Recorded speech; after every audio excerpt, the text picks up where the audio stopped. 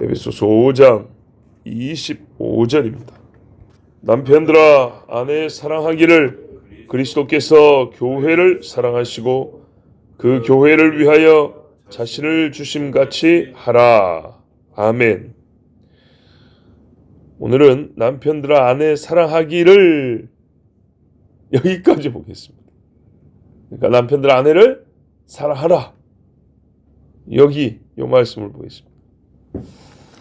자, 아내는 남편을 사랑하지 않아도 되고 남편에게만 아내 사랑의 의무가 있습니까? 아니죠. 다 그래 알고 있습니다. 그러면 남편이 더 사랑해야 한다는 말일까요? 여자가 30 사랑하면 남자가 70 사랑해야 한다. 그런 의미로 남편들아 아내 사랑하라 그랬을까요? 우리가 현실 세계에서 볼 때 남자가 여자를 더 사랑하는 것이 조금 더 안정적이죠. 네, 그런 건 있죠.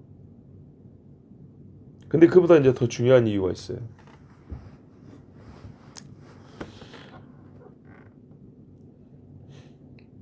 남편에게 아내 사랑하기를 명하고 그것이 당연하다고 한 이유는 그 밑에 이유 때문이에요. 그리스도와 교회의 관계에서 남편이 그리스도의 자리, 그 위치에 있기 때문에. 자, 생각해 봅시다. 누가 먼저죠? 그리스도가 먼저입니까? 교회가 먼저입니까? 그렇죠. 누가 누구를 잇게 했죠? 그리스도가 교회를 잇게 했습니까? 교회가 그리스도를 잇게 했습니까? 교회는 그리스도로 말미암아 존재하는 곳이죠. 예, 시간적인 순서만 말하는 게 아니에요. 그리스도가 원하지 않았다면 교회는 있을 수가 없습니다. 그리스도가 교회라는 것을 앞으로 세우겠다는 계획을 갖지 않았으면 있을 수가 없고요. 교회가 무엇인지에 대한 그 개념 정의 자체가 그리스도 속에 있습니다. 여기서 나온 겁니다. 그리스도 안에서 나온 게 교회입니다. 존재의 의미를 먼저 있었던 그리스도가 정하여 주지 아니하면 교회는 있을 수가 없습니다. 의미와 무관하게 존재하는 것이란 없거든요. 네. 자, 물론 사람끼리의 관계를 그리스도와 교회의 관계에 있는 의미를 100%다 반영하고 있다. 100%다 뭘까요? 똑같은 그 의미 요소를 다 가지고 있다. 그럴 수는 없습니다. 하나님이 아버지이지만 육신의 아버지가 하나님 아버지만큼의 아버지는 아니잖아요. 그렇죠? 예. 갖고는 있지만 하나님이 완전하다 할 때 육신의 아버지는 완전하지 않잖아요. 그렇지만 가장 기본적으로요. 이 관계의 시작, 기원을 생각하면 남자가 먼저고 여자가 다음이라는 사실. 그리스도가 먼저고 교회가 다음이에요. 그리스도에서 교회가 나오듯이 남자에서 여자가 나왔어요. 그렇다면 이 사실에서부터 사랑의 시작이 어디서부터일까라고 한번 생각해보세요. 시작점. 하나님으로부터 사람이죠. 그리스도로부터 교회죠. 남자로부터 여자예요. 하와가 눈 떴을 때 이미 아담은 뿅 가 있었어요. 예. 하와가 이게 어찌된 영문인지 이제 그 사람으로서 의식 활동을 시작할 때쯤 벌써 아담은 의식 활동의 최고치에 달하고 있었어요. 예. 뭔가를 막 신기해하고 아담의 존재를 의식하기도 전에 아담은 이미 하와를 그냥 다 파악하고 있었어요. 사랑의 흐름이 어디서부터 시작이야 정상이라고 보세요. 더 자연스럽다고 보세요. 하와로부터 아담에게, 아담에게서 하와죠. 그렇죠. 노래가 어디서부터 나왔죠? 아담에서 나왔죠. 내 뼈요 내 살 중에 살이요 내 뼈 중에 뼈다. 이 말 듣고 하와가 뿅 가기 시작했지. 그렇죠? 이게 들려왔을 때였지. 자기가 뭐 모든 사랑을 아담에게 다 바친 다음에 그때서야 알았어 내 뼈야 이런 거 아니잖아요. 네. 그래서 여러분 순리적으로 볼 때 남자가 여자를 사랑한다가 먼저이고 거기서부터 이 둘 사이의 사랑이 이제 주거니 받거니 되겠지만 남자에게 먼저 남자가 더가 순리적이고 자연스럽습니다. 그리고 우리가 이제 이 말씀을 합니다. 베드로서 3장 7절에 남편들에게 말합니다. 에베소서만 있는 게 아니에요. 남편들아 이와 같이 지식을 따라. 이게 굉장히 중요합니다. 감정만의 문제가 아닙니다. 지식은 사실에 근거합니다. 사실. 컵이 있으니까 컵이 있다는 지식을 갖는 거죠. 그럼 이 말은 남편과 아내에 대한 지식이 하나님으로부터 먼저 우리 앞에 놓여져 있다는 겁니다. 교과서가 있고 여러 세 있죠. 그런 것처럼 남편이 아내에 대한 지식은 하나님이 먼저 우리에게 가르쳐 주셨고 이미 제시되어 있고 그걸 우리가 확인하여 아는 겁니다. 말하자면 우리 선배도 그 지식으로 배웠고 나도 그 지식으로 배우고 내 후배도 그 지식으로 배운다. 이거는 어떤 한 개인의 선례가 아니고요. 모든 사람이 봐야 될 어떤 한 사실을 얘기합니다. 아담과 하와 첫사람의 이야기입니다. 너희 아내와 동거하고 동거가 어디서부터 나와요? 아담에게서부터 나오죠. 그를 더 연약한 그리스도 또 생명의 은혜를 유업으로 함께 받을 자로 알아. 귀히 여기라. 이 사실을 알면 귀히 여기진대요. 뭐라고요? 더 연약한 그리스도 생명의 은혜를 유업으로 함께 받을 자로 알아. 여러분 나는 진짜 읽는 순간 창세기가 떠올라 버려요. 왜? 더 연약한 그리스도 아담이 말했잖아요. 제가 먼저 죄 지었다고. 그죠? 하와 먼저 죄 지었다면서. 오케이 됐고 생명의 유업 이 부분 저 여자 막 이랬는데 나중에 하나님이 약속을 해줬어요. 이 여자가 이제 알을 낳을 건데 메시아가 올 거라고 여자의 씨가 뱀의 대가를 밟을 거라고. 그러니까 그때부터 아담이 인식이 달라진 거예요. 그래가지고 하와라 이름을 불렀어요. 모든 생명 있는 자의 어머니라. 아담이 붙여준 이름이에요. 처음엔 여자였어요. 죄 짓고 난 다음에 붙여준 이름이 아니고 죄 짓고 난 다음에 하나님의 정죄와 함께 구속의 약속으로 인하여 하와를 보는 눈이 달라졌어요. 그렇죠? 뱀의 말로는 눈이 달라서 죽게 됐고 하나님의 약속으로는 눈이 달라서 생명의 시작을 보게 됐어요. 그래서 생명 있는 자의 어머니라고 하와라 이름 붙였어요. 생명의 은혜를 유업을 함께 받을 자로 알아. 이게 보이니까 귀히 여기죠. 그전에는 하나님 데리고 가세요. 하나님이 좋았고 죄졌잖아요. 괜히 뭐 한국식으로 말하면 이런 거잖아요. 근데 이제는 어떻게 해요? 알겠습니다. 하나님. 제가 잘 보듬고 살고 이 여인을 통해서 메시아를 낳겠습니다. 이런 거 아닙니까? 더 연약한 그릇. 생명의 은혜를 함께 이어받을 자. 이 아내의 정체성이 포함되어 있는 겁니다. 그래서 여러분 남편이 사랑해야 합니다. 더 연약한 그릇이라는 말이 뭔 말입니까? 보호가 필요하다는 얘기잖아요. 그렇죠? 보호. 더 연약하니까. 나도 연약하지만 더 연약하다잖아요. 당연히 떠오르는 개념이 보호 아닙니까? 보호. 네. 그 보호는 어디까지에 이르러야 되죠? 어디까지? 라면 먹을 때 그 면발 하나 더 주는 거예요? 애기 뱃으니까 한 줄 더 먹어 요거요? 그런 거 아니죠. 순 한국식으로 뭐예요? 강도 들면 몽둥이 들고 나갈 사람이 남자다 뭐 이런 거잖아요. 자기를 희생한 일까지입니다. 오늘 우리 앞에만 보지만 사실 뒤에 답이 있잖아요. 그리스도께서 교회를 그렇죠? 사랑하시고 그 교회를 위하여 자신을 주심 같이 그러잖아요. 맞죠? 생명 그러니까 자, 그렇다면 사랑하지 않고 자기를 내어주기까지 연약한 그릇을 보호하고자 할 수 있나요? 안 되죠. 사랑해야 되는 일입니다. 정말로. 생명의 은혜를 유업으로 함께 받을 자. 우리 번역에는 개정판에는 유업을 빼버렸어요. 옛날에 유업이 있어요.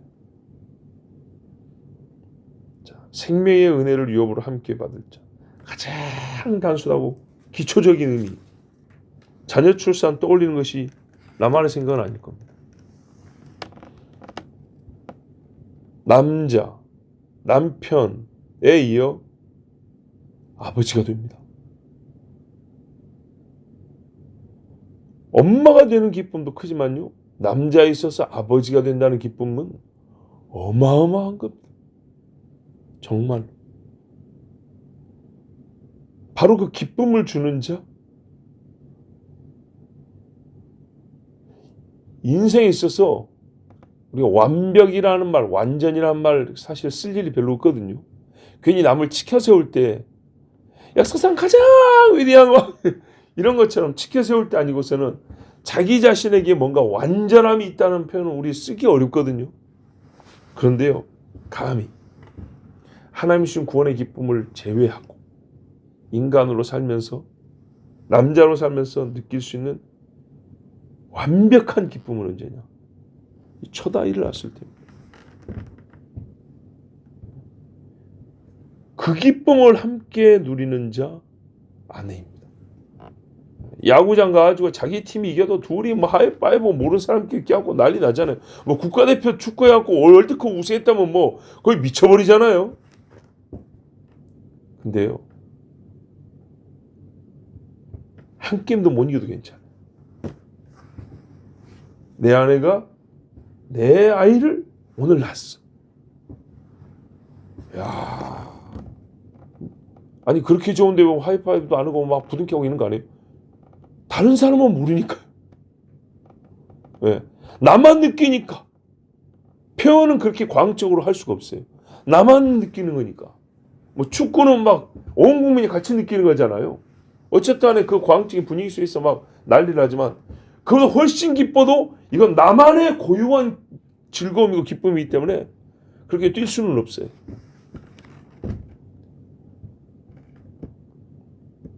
그 기쁨을 같이 누리는 아내. 그렇지 않아도 사랑하는데. 야, 그 완벽한 기쁨을 누리게 해주는 그 아내를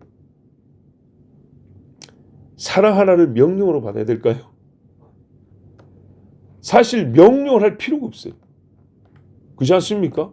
누가 나한테 1,000만 원을 꽁으로 준다 하면 그 사람을 사랑하는 걸 뭐 명령을 해줘야 됩니까? 아니죠. 최고의 완벽한 기쁨을 주는데 무슨 사랑하는 명령이 필요해요? 명령 없이도 사랑할 건데 지금 사랑하라 그랬어요. 근데 안 사랑해? 말이 안 되죠. 명령이 불필요한 일 중에 불필요한 일이 바로 아내를 사랑하는 얘기예요. 그 정도로 당연한 거예요. 절대적으로 해야 할 일이에요. 그거를 하라 그랬어요. 못하는 게 이상하죠. 안 하는 게 엄청 큰 죄죠. 자, 그러면 당연한데도 이게 안 되는 게 죄인이라는 겁니다. 애기 낳고 있는 각시를 놓고도 바람 피는 머신매가 있다니까요. 이만큼 죄가 악독하고 무서운 겁니다.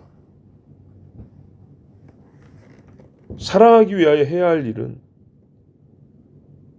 이제 해야 되는데 하기 위하여 해야 할 일이 뭐냐? 바로 뒤에 나온 대로 내일 보겠지만 그리스도께서 교회를 위하여 하신 일을 생각하면 됩니다. 그러나 여러분, 엄밀히 말하면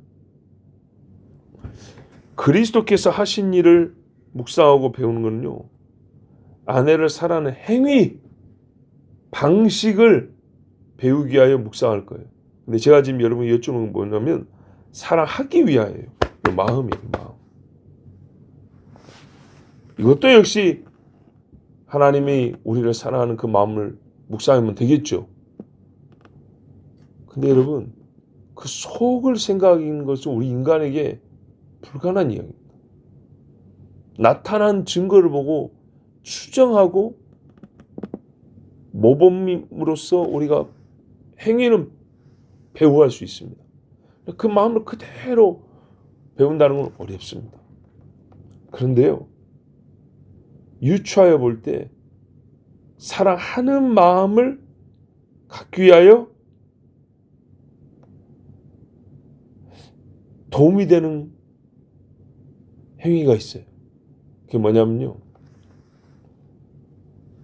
그러니까 아내를 사랑하는 마음을, 그 마음을 키우는 데 있어서 정말 도움이 되는 일이 있어요. 그게 뭐냐면 아내를 생각하는 겁니다.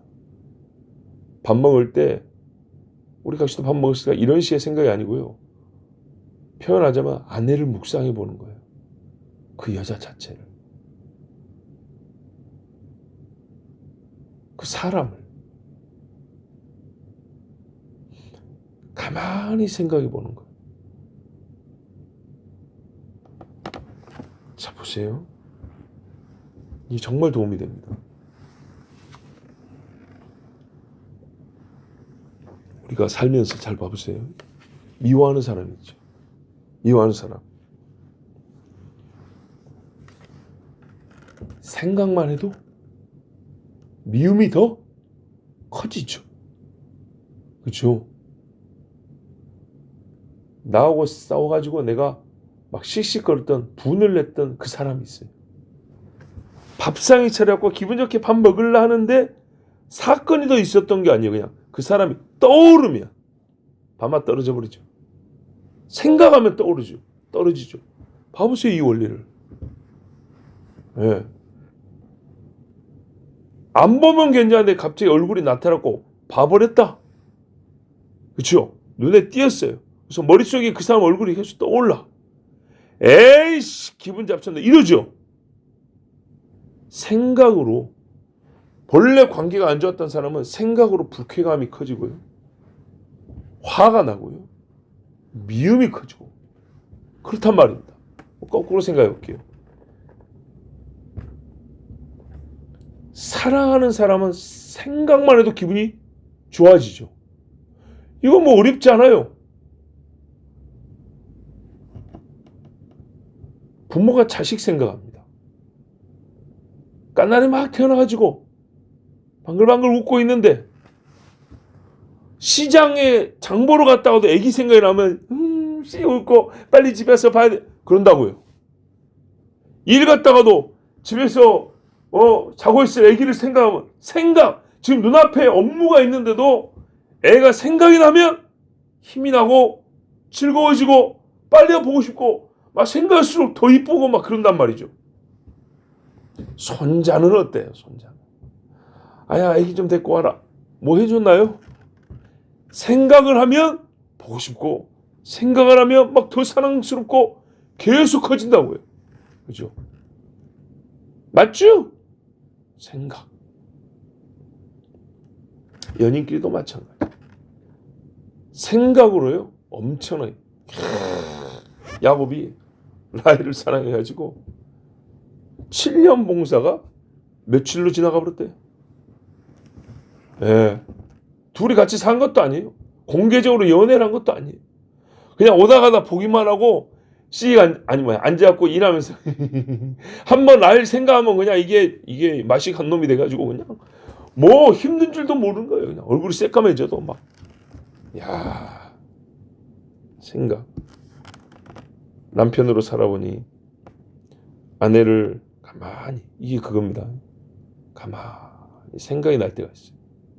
우리 살면서 어떤 주제에 대해서도 그러지 않습니까? 그러면 그 주제에 대한 마음이 쏠리죠. 가만히 생각을 해보면 어떻게 나를 만나가지고 여기까지 이렇게 살아오면서 굉장히 오래 산 것도 아니고 뭐 벌써 노인이 된 것도 아닌데도 그런 생각이 들 때가 있습니다. 그런 생각이 들어요.